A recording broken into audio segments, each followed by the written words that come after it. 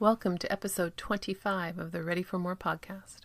Yes, this is a lot about planning, but that's what's going to help us find our success. It's being strategic, it's being intentional, and you can only be intentional when you really focus on the plan. Welcome to the Ready for More podcast, where we share success strategies and stories for women business owners, entrepreneurs who are ready for more for yourself and for your business. I'm your host, Heather Cameron, and I'm here to help you to discover your unique path to profitability and success so you can achieve your more on your own terms. Are you ready for more? You can find today's show notes and links at www.igniteyourmarket.com/readyformore. Welcome. I'm so excited that this is episode 25.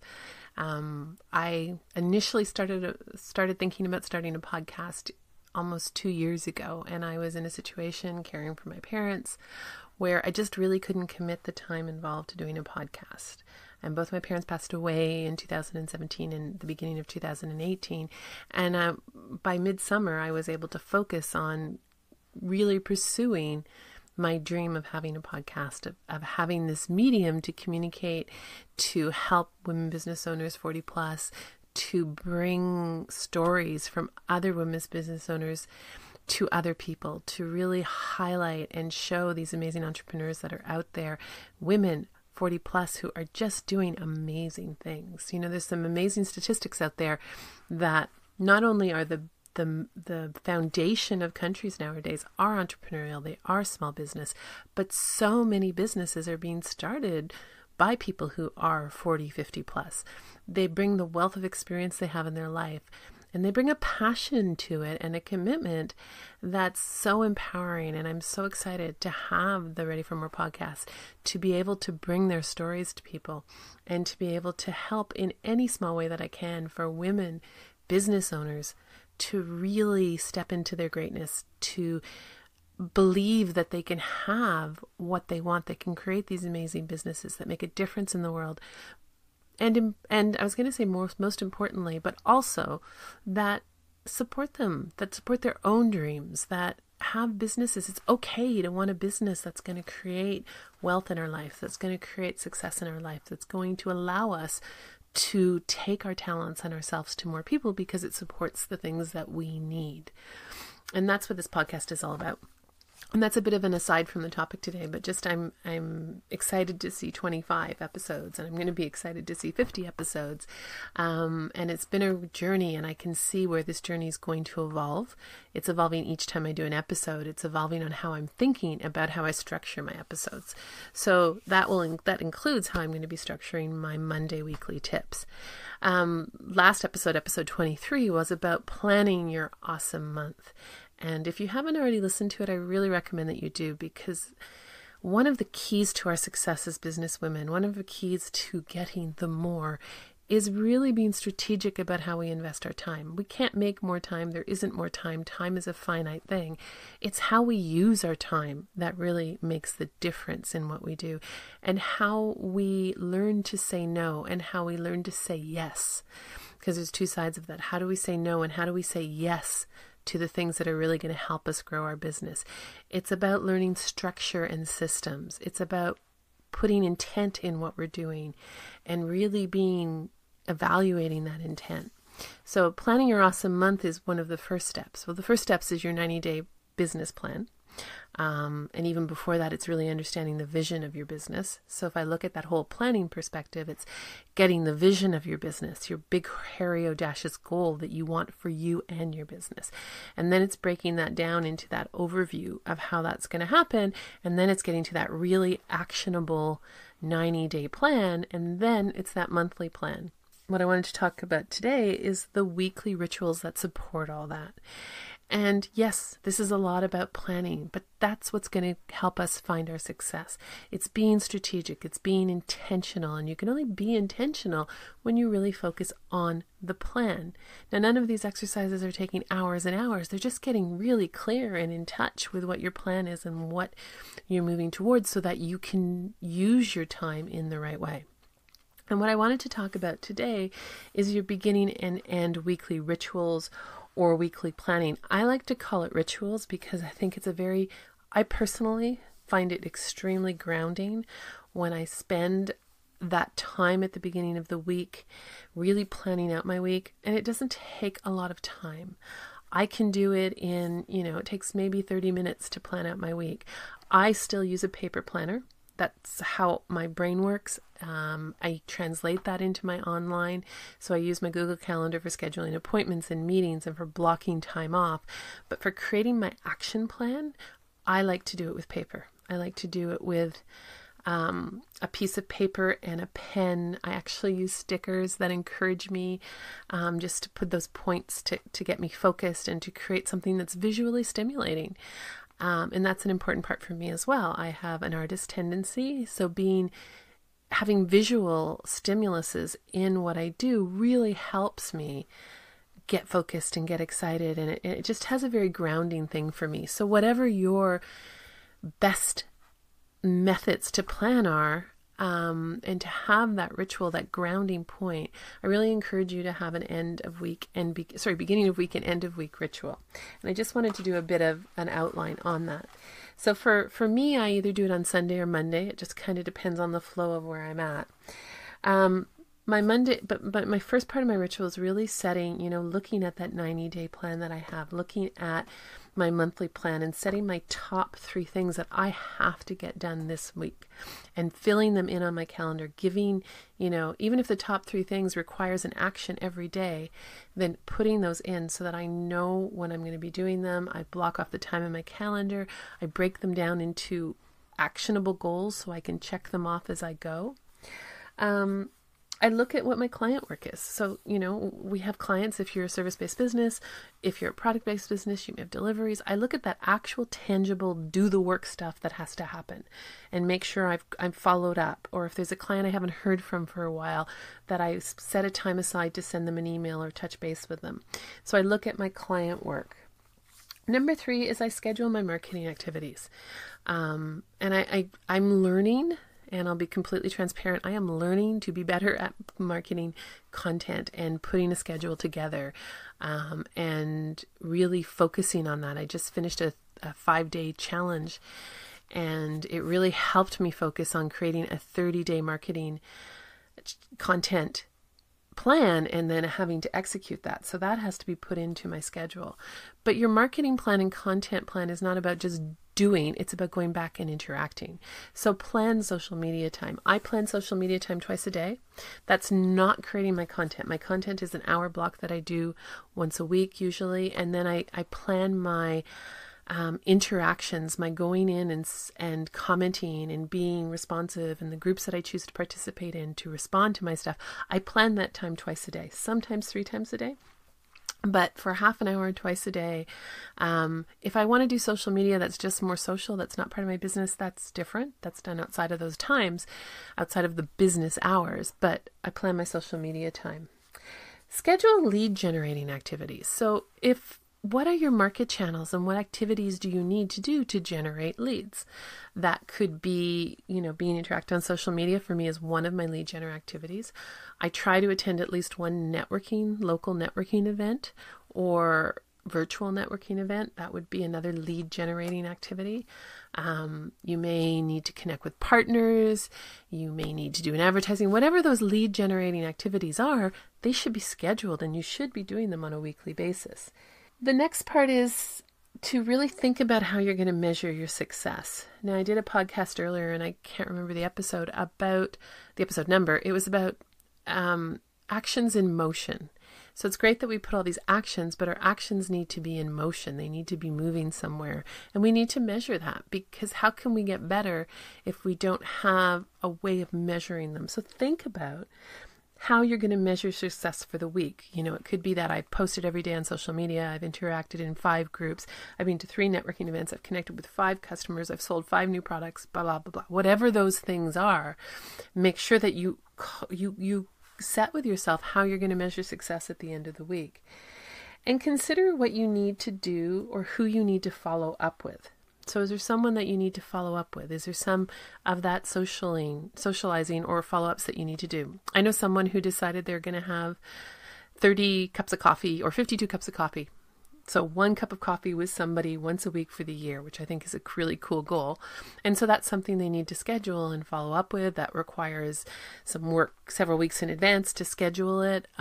So understand that. For myself, I have a podcast. So I have to think about the work that needs to be done for the podcast, not only for the week, which is promoting the podcast, publishing the podcast, but also for what I need to do to keep my podcast going. I have 52 weeks. I need 52 guests. I need 52 solo topics. I need to plan that out. So really think about the things that you need to do this week to support your overall vision and your overall 90-day plan. So that's the beginning of the week. Add, whatever rituals that you also need to do. I dovetail in my personal stuff that needs to be scheduled. For example, this week I have a dentist appointment. Well, that's going to be during my day. So how do I work around that dentist appointment? So think about that and spend that time really creating intention for your week. And that will make a difference in your business. And the second part of this is to look at what you do at the end of the week. So Friday, Saturday, Sunday, sometimes it dovetails into Sunday. I do both at the same time. I look at the end of one week and I go and create the plan for the beginning of the next week. But I like to have a break between the two. And so at the end of the week, look about how did the week go? Did you really achieve your goals? Did you get pulled off of your goals, and why did that happen? And what can you do in the future? Are you setting your goals too big? Do you need to say no to someone? Do you need to turn off all your social media and all your distractions so you can focus? What do you need to do to achieve the goals that you set at the beginning of the week if you didn't? And if you did achieve your goals, then great, celebrate. Celebrations don't have to be more than acknowledging in the moment that you move forward, that you were able to do what you wanted to do. Feel that, sit in that, enjoy and celebrate that moment. Think about what your biggest accomplishments were.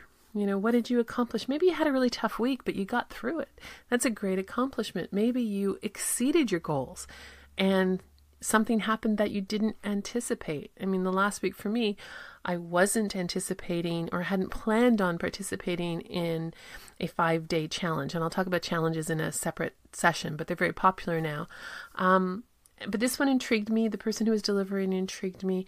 And what happened is it really helped me home in on getting on top of that time-consuming thing called social media. And it helped push me into moving and taking things to a new platform, which I've always wanted to do. It's one of my goals for this 90 days is to get active on Instagram. They just gave me the right foundation and the right thing to push them. So it changed my goals a little for the week, but it definitely homed in and got me laser focused on something I really needed to do. And it made me feel excited. And that's a really important part of a business, is to be excited and to be energized by it.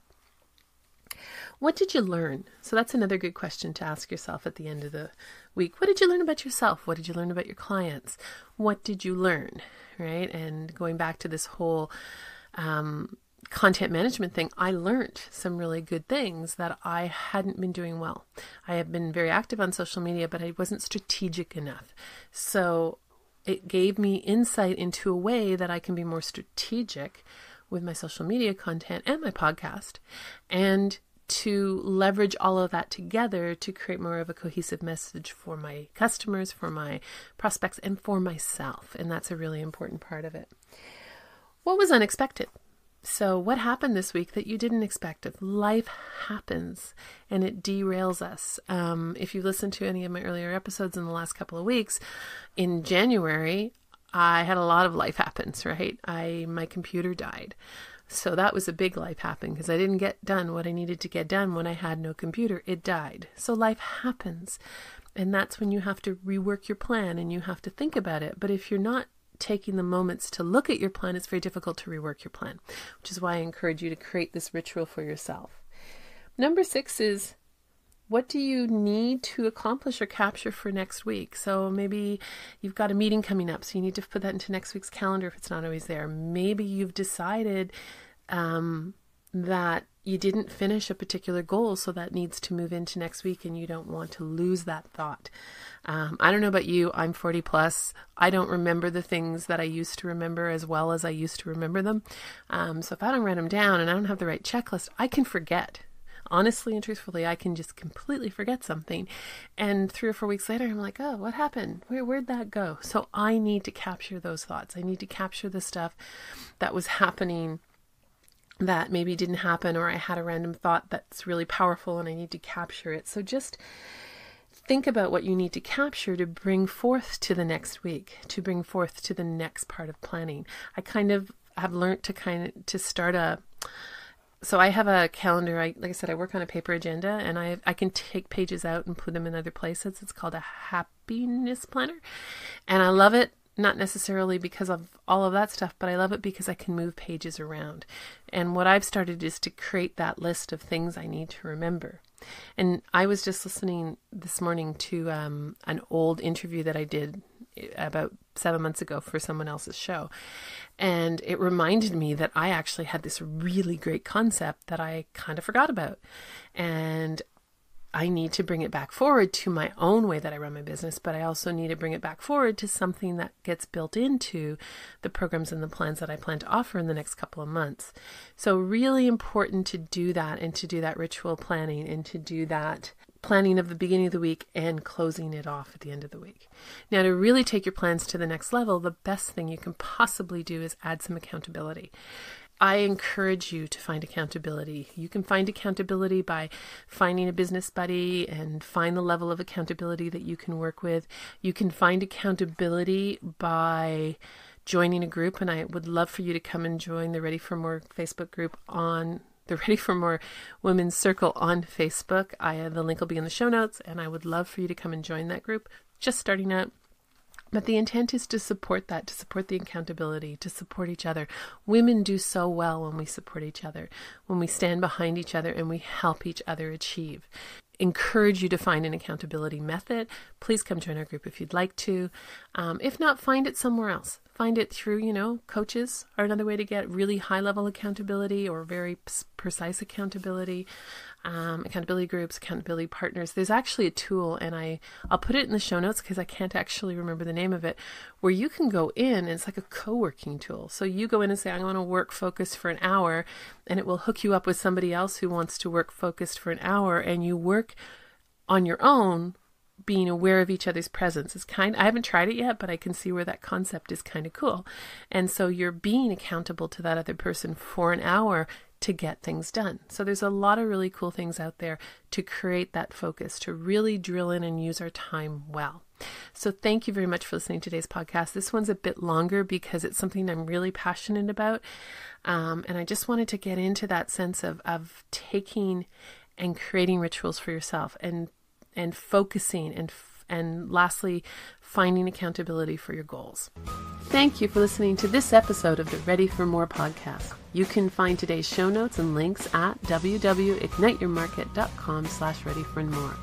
My name is Heather Cameron. I'm your podcast host. And when I'm not hosting this podcast, I'm busy working with entrepreneurial women like you who are ready for more in their business and are looking to get focused on their own unique path to success. You can find more about myself and my programs at www.igniteyourmarket.com. If you like what you heard, feel free to rate, review, and share with your friends. And don't miss an episode by subscribing. Until next time, remember, now is the best time to focus on your more and be inspired by your own unique gifts.